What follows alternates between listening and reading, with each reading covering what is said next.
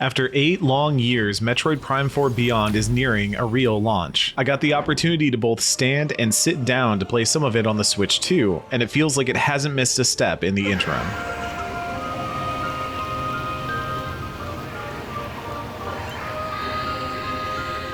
My first playable section was a run back through the opening of Metroid Prime 4 Beyond, shown off last year. Intergalactic bounty hunter Samus Aran arrives at a research station under attack from space pirates and leaps off the top of her ship to assist. After working my way through tutorials and several dozen space pirates, I eventually hit the cutscene introducing Sylix, the Metroid Prime hunter's baddie who's taking a more central role in Beyond. He's important, it seems, but this is the only portion of the demo where I see much mention of him, the space pirates, or the Metroids that strangely follow his commands. I'm guessing Sylix plays a more significant role later, but after being taken to the next demo room, I'm dropped off into the thick of it. Samus, sans powers, in the new world of Vyros. Well, not all powers. The bounty hunter will have to regain abilities like missiles and morph ball bombs, but the upside is a new suite of psychic abilities, enabled by a glowing purple gem in the center of her helmet.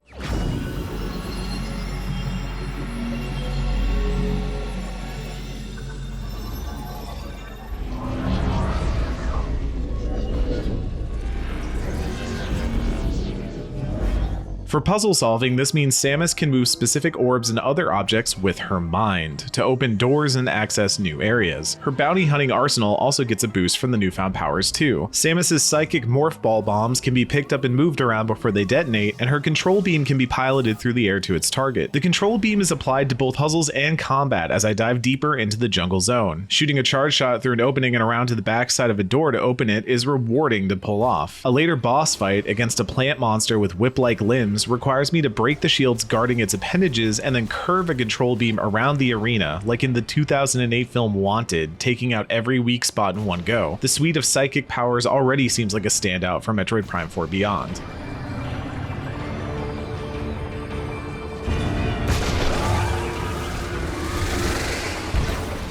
I tried out all the control schemes I could to get a sense of the best way to play. Attached Joy-Cons, a Pro Controller, and the controller plus mouse mode. The mouse controls genuinely surprised me. There are many situations where Samus might want to lock onto an enemy but then pinpoint specific parts around its body, or even doors that had me lock on then hit several corner areas while staying locked to the center. Mouse controls felt perfect in these moments, allowing for quick and precise targeting while on the move. I still prefer the Pro Controller for general ergonomic reasons, but with a good mat, the Joy-Con mouse felt less like a novelty and more like a genuinely viable alternative control scheme. About halfway through my venture through the Fury Green area, Samus stumbles upon a Federation fighter who's also stranded on this strange new planet. After rescuing him, he reveals he's an engineer and starts following Samus around. This companion character dynamic is interesting. For gameplay reasons, it means you have a helping hand in some combat sections, though you'll also need to keep an eye on your new friend and protect him when things get dicey. Narratively, the engineer helps push the area progression forward by interfacing with the strange tech left behind by the Lemorn, a long-lost alien race that seems tied to everything happening on Vyros. He also provides a bit of comedic relief counter to Samus's silent, stoic nature. The dynamic is enjoyable, but I do hope it's used a little sparingly.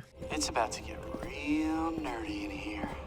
The lush foliage surrounding my starting area is spectacular. Playing Metroid Prime 4 Beyond in either handheld or docked mode looks great, but the colors pop just a little bit more when lit up on that big screen. I looked for fault and only saw a few stutters here and there, but never near enough to drag the experience down. The strange, dangerous flora and fauna build an incredible atmosphere. The soundtrack is excellent too, with all the musical stings and eerie ambiance you'd want from this sci-fi adventure.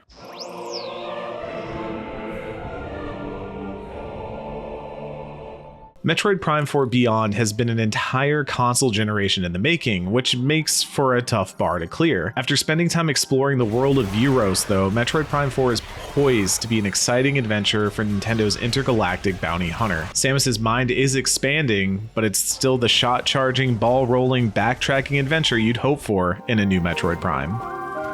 For more, stay tuned and subscribe to Game Informer.